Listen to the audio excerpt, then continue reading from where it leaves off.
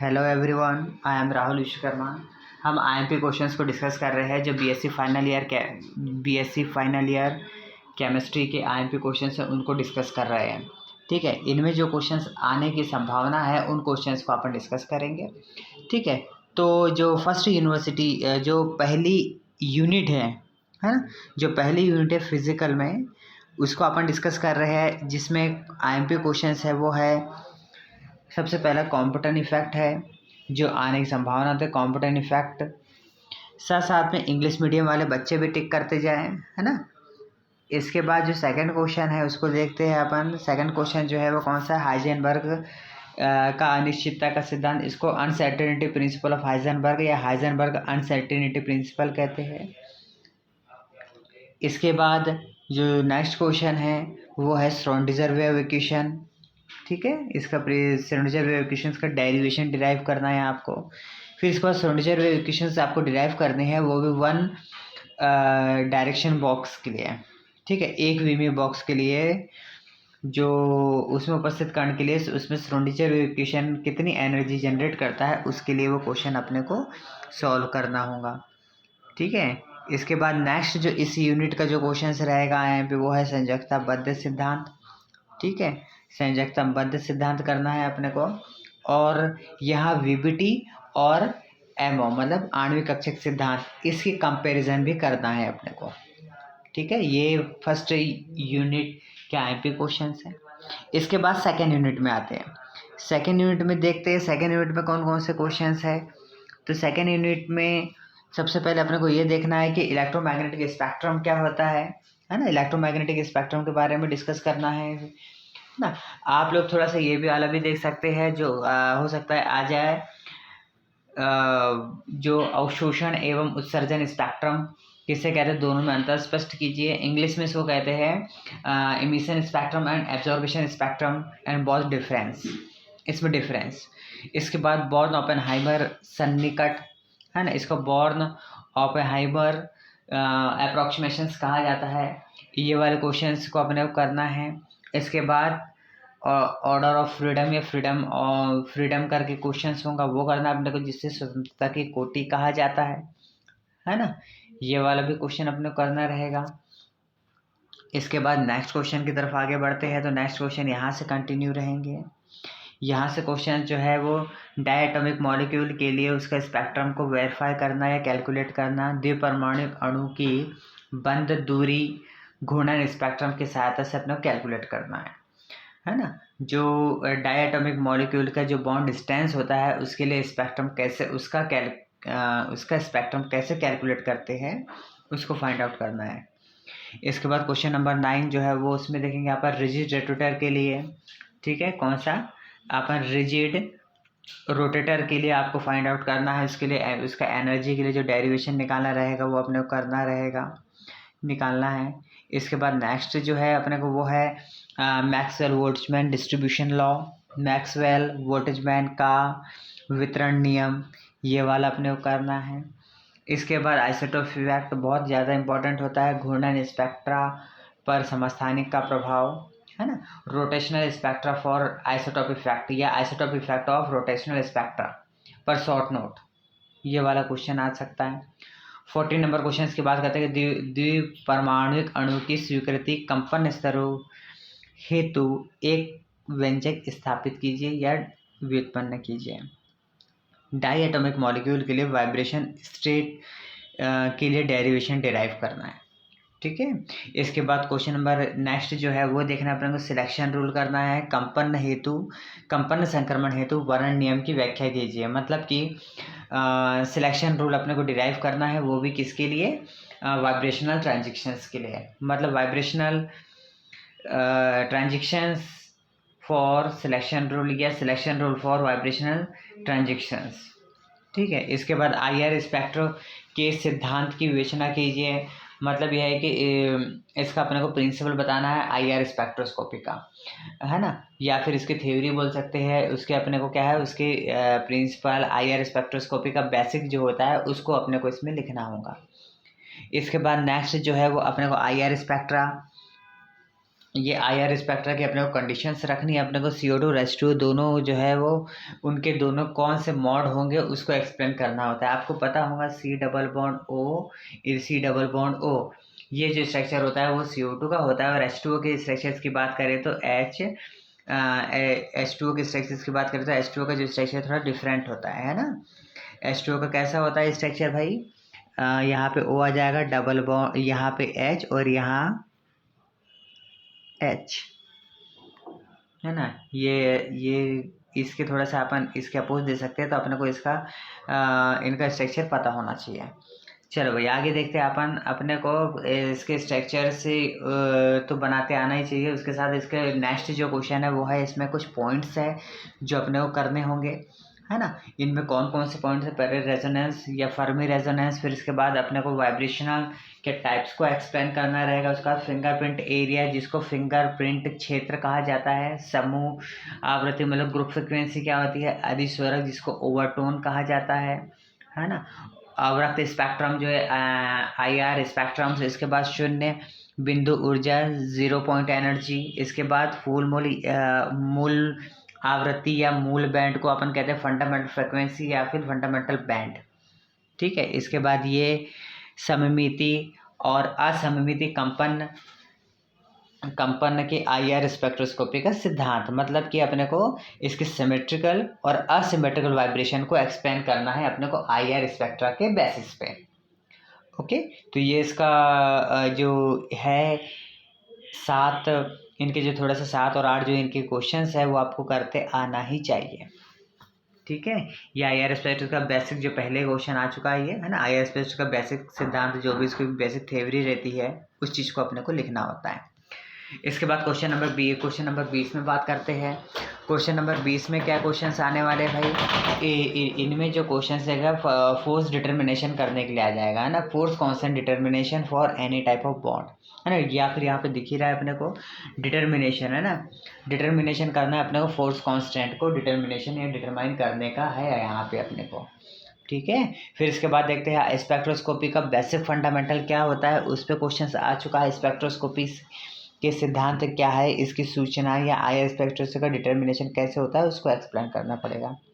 फिर इसके बाद जो लास्ट क्वेश्चन है इसका सबसे जो IMP है वो है विशुद्ध घूर्णन कंपन स्पेक्ट्रा के अनुप्रयोग की विवेचना, मतलब कि प्योर रोटेशनल वाइब्रेशन स्पेक्ट्रा के जो एप्लीकेशंस हैं वो करने होंगे अपने को, ठीक है। ये लास्ट क्वेश्चन होता है। ये यूनिट 2 के क्वेश्चंस थे IMP, है ना। मैंने जो हिंदी और इंग्लिश दोनों मीडियम के लिए बताए ट्रांसलेट करके। नेक्स्ट क्वेश्चन यूनिट नंबर 3 की तरफ आगे बढ़ते हैं। यूनिट नंबर 3 में अपन देखेंगे रमन स्पेक्ट्रा और रमन इफेक्ट, है ना, जिसमें अपने को शॉर्ट नोट लिखना होगा। कौन कौन से क्वेश्चंस में अपने को रमन स्पेक्ट्रा, है ना, या फिर इसको रमन इफेक्ट भी कहते हैं, तो ये पूरी थ्योरी कॉमन ही चलेगी। इसके बाद रमन स्पेक्ट्रा में अपन देखेंगे, रमन स्पेक्ट्रा में इसके क्वांटम सिद्धांत या quantum theory of Raman effect, ये आपको मिल जाएगा, है ना। इसको क्लासिकल भी वर्ड अपने को देखने को मिलेगा। आप बुक ओपन करोगे तो इसमें कॉन्सेप्ट ऑफ क्वांटम मैकेनिक्स करके या क्वांटम करके वर्ड होगा, तो वो आपको मिल जाएगा इसमें, है ना। रमन स्पेक्ट्रा की ध्रुवणता की परिकल्पना की व्याख्या कीजिए, है ना। इसका मतलब ये होता है कि भाई पोलराइजेबिलिटी कॉन्सेप्ट जो रहेगा, पोलराइजेबिलिटी कॉन्सेप्ट जो रमन स्पेक्ट्रम में किस तरह प्रभाव करता है उससे रिलेटेड जो पोस्टुलेट्स होंगे या उससे रिलेटेड कुछ बिंदु होंगे तो वो आपको लिखने होंगे इसमें, है ना। इसके बाद आगे बात करते हैं। नेक्स्ट टाइम पे जो क्वेश्चन है वो विशुद्ध घूर्णन रमन स्पेक्ट्रा के लिए वर्ण नियम को समझाइए, मतलब कि यहाँ पे अपने को रोटेशनल रमन स्पेक्ट्रा के लिए अपने को सिलेक्शन रूल डिटरमाइन करना है ना। यहाँ पे अपने को उसका वर्ण नियम बोले तो सिलेक्शन रूल को निकालना है। विशुद्ध कंपन रमन पर अपने को टिप्पणी लिखनी है, मतलब प्योर रमन स्पेक्ट्रम के लिए अपने को शॉर्ट नोट लिखना है। फिर इसके बाद रमन स्पेक्ट्रा के जो एप्लीकेशन है या मैन एप्लीकेशन जो है उनको लिखना है। फिर इसका बाद फ्रैंक कोडॉन प्रिंसिपल जो रहेगा उसको लिखना है ना। फिर सिग्मा पाई और एन, है ना, ये जो बॉन्ड होते हैं पाई बॉन्ड, सिग्मा बॉन्ड और एन बॉन्ड,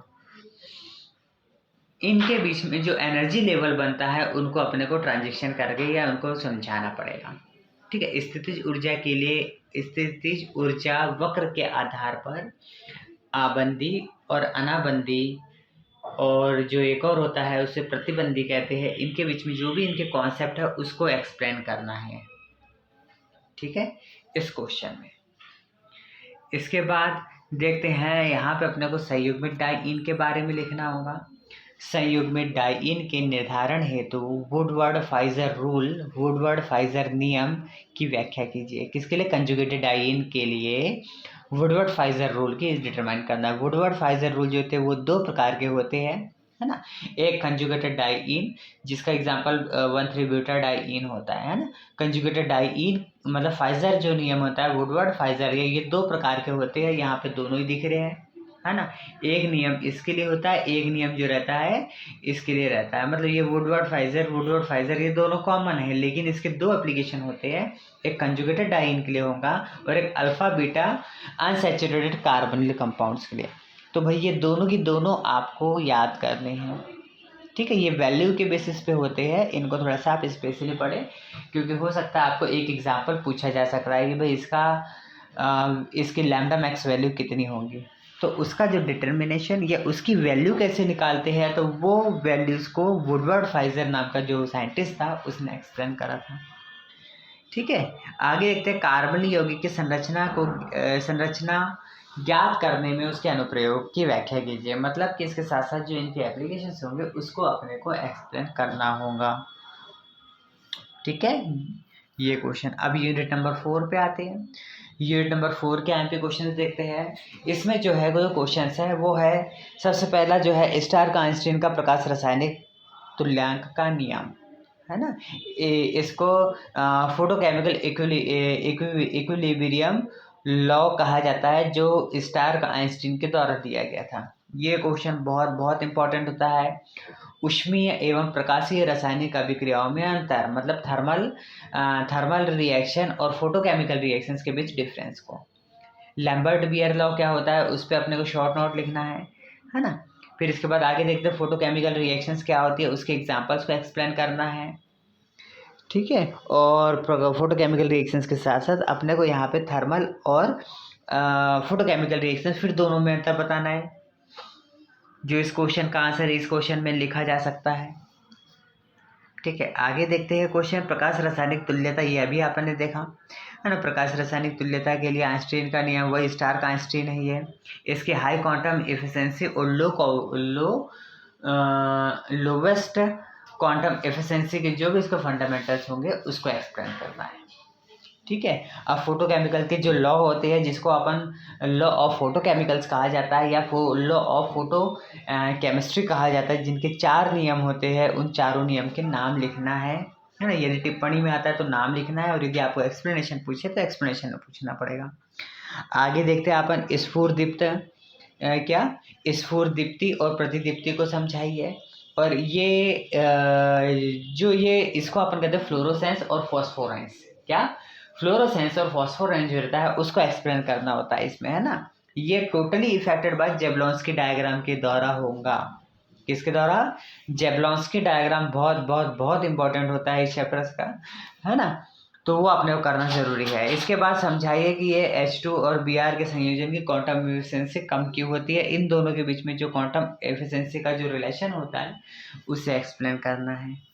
इसके बाद नेक्स्ट क्वेश्चन देखते हैं अपन कि अणु के उत्तेजित के लिए। ये है वो क्वेश्चन जो अभी मैंने बताया, बहुत ज़्यादा इंपॉर्टेंट है। जेबलोंस्की आरेख, जेबलोंस्की डायग्राम बहुत ज़्यादा पूछा जाने वाला क्वेश्चन है, और इसमें 4-5 क्वेश्चंस बनते हैं अंदर ही अंदर, ठीक है। आपका इसमें डायग्राम में जेबलोंस्की आरेख, फिर इससे जो अणु की रेखाएं रहती है उसके आधार पर, फिर इसके बाद नॉन प्रक्रम मतलब कि जिसे अपन फ्लोरोसेंस और फॉस्फोरेंस कहते हैं वो भी चीज़ अपने को देखने को मिलेंगी, है ना। ये बहुत इंपॉर्टेंट क्वेश्चन है। इसमें 3-4 क्वेश्चन इसके इंटरनली बनते हैं, तो ध्यान से पढ़िएगा।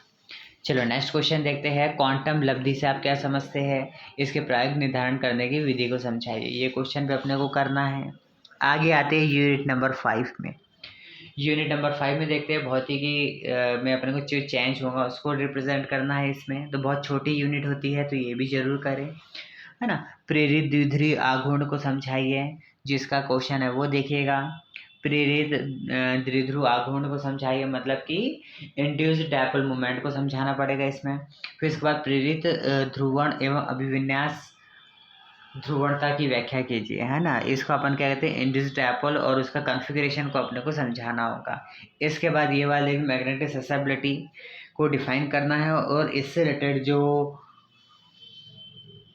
फेरोमैग्नेटिक, डाईमैग्नेटिक, इनमें सभी में थोड़ा सा अपने को जो मैग्नेटिक प्रॉपर्टीज के बेसिस पे जो 3-4 इनके टाइप्स है उनको एक्सप्लेन करते हुए आना चाहिए, पता होना चाहिए। इसके बाद प्रकाश सक्रियता या ध्रुवणता क्या है, इसे समझाएंगे। तो इसको कहते हैं अपन फोटो सेंसिटिविटी कहते हैं इसे, है ना। तो ये चीज़ अपने को पता होना चाहिए। थोड़ा सा आप बोर मैग्नेटम को भी देख लेना, जो मैग्नेटिक ससेप्टिबिलिटी की यूनिट होती है, इकाई होती है ना। इसमें टिक नहीं लगाए, लेकिन आप लोग ध्यान दें। बोर मैग्नेटॉन चुंबकीय सुग्राहिता को मापने की इकाई होती है।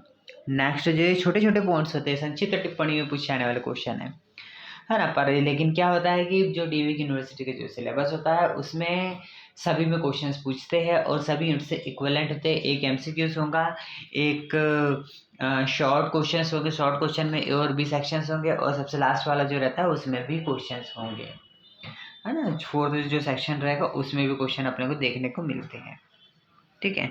इसके बाद द्विध्रुव आघूर्ण को समझाइए, इसकी इकाइयाँ लिखिए, है ना। ये वाला जो है जिसे अपन डायपोल मोमेंट बोलते हैं। डायपोल मोमेंट क्या होता है, इसकी यूनिट फाइंड आउट करनी पड़ेंगे, और इस अणु की संरचना ज्ञात करने के लिए तो आप इसमें CO2 का एग्जाम्पल परफेक्ट ले सकते हैं द्विअणु के लिए, है ना। आगे देखते हैं द्विध्रुव आघूर्ण की अपवर्तन विधि का वर्णन कीजिए, मतलब कि इसके रिफ्लेक्शन मेथड बतानी है, वो भी किसका, डायपोल, जिसे अपन डायपोल मोमेंट कहते हैं, द्विध्रुव आघूर्ण, वो इसके लिए निकालना है। क्लासेस मोसोटी इक्वेशंस करना है। ये लॉन्ग के लिए क्वेश्चन है भाई, है ना। मतलब कि लॉन्ग जो दीर्घ उत्तरीय क्वेश्चन होता है, जो 2.5 नंबर का क्वेश्चन होता है, उसमें ये 2 क्वेश्चन पूछे जाने की संभावना है। क्लासेस मसौटी समीकरण जो है वो, और प्रतिचुंबकीय, अनुचुंबकीय और लोह चुंबकीय, जिसे एंटी फेरो, फेरो मैग्नेटिक और डाईमैग्नेटिक जो नेचर्स होते हैं, उन सभी के मैग्नेटिक के बेसिस पे क्या अंतर होते हैं, या उनकी जो भी चुंबकीय गुण के आधार पे आप अंतर बताएंगे, उन अंतरों को भी अपने को यहाँ पे एक्सप्लेन करना होगा, है ना। आप पैराग्राफ बना के 1 बाय 1 जैसे ऐसे पैरा बना के अपन लिखते हैं, यहाँ पे प्रतिचुंबकीय को लिख लो, यहाँ पे अनुचुंबकीय लिख लो, यहाँ लोह चुंबकीय को लिख लो। इस तरीके से आप उसको एक्सप्लेन करके आप बना सकते हैं, ठीक है। इस प्रकार ये हिंदी और इंग्लिश दोनों मीडियम के लिए मैंने क्वेश्चन बता दिए हैं। आप लोग एक बार और देख लीजिए जो क्वेश्चन है, मैंने टिक लगाए हैं, ठीक है। हिंदी और इंग्लिश मीडियम वाले लिख लीजिए।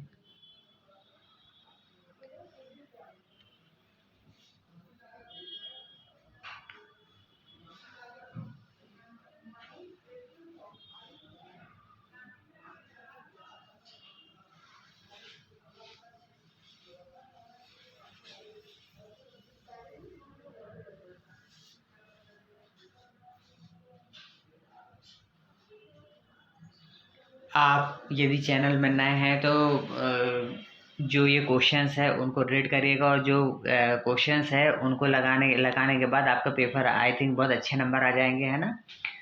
जो व्यक्ति इस चैनल पे नए हैं वो चैनल को सब्सक्राइब कर दीजिएगा, लाइक कर दीजिएगा, और यदि और कुछ आपको क्यूरीज हो तो कमेंट करके बताइए। कुछ यदि आंसर वगैरह नहीं आपको नहीं मिल रहे हैं तो हम अब इसका पूरा PDF आपको हमारे टेलीग्राम चैनल लर्नर स्क्वायर पे हम वापस से आपको उसको आप PDF भेज देंगे। आप टेलीग्राम चैनल पे ज्वाइन कर सकते हैं, और चैनल को सब्सक्राइब करिए, ताकि आपको जो भी इसके ये फिज़िकल का भेजा है अभी आपको कुछ घंटों में, या आपको एक दिन में आपको जो है बचे वाले इनऑर्गेनिक और फिजिकल के भी, इनऑर्गेनिक और ऑर्गेनिक के भी आपको क्वेश्चंस दे दिए जाएंगे, ठीक है। तो सभी की एग्ज़ाम के लिए बेस्ट ऑफ लक, बहुत बेटर प्रदर्शन करिएगा। Thank you so much.